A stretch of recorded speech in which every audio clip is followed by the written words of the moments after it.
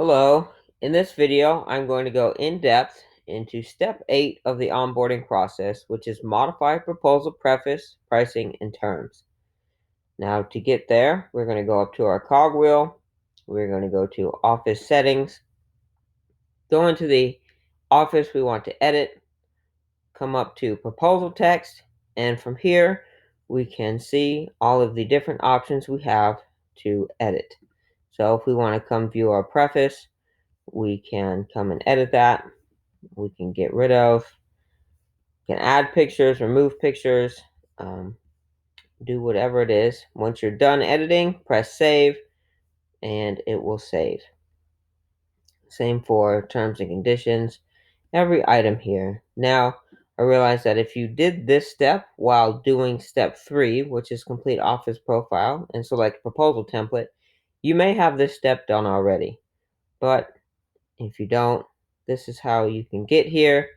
These are what you can do. So, quick tip here. These are placeholders. And what these do is these will autofill when you create your proposal. This will autofill the company, your company name.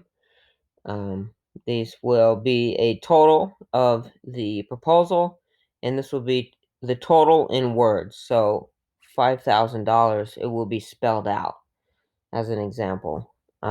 This will be the salesperson title, the phone number to that salesperson, and the salesperson email.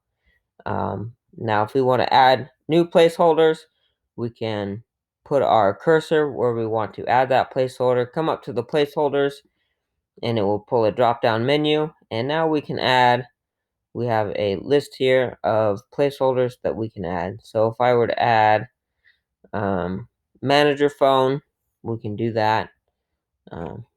So that's how we do that. And then once you're done, make sure you come and click save to save it.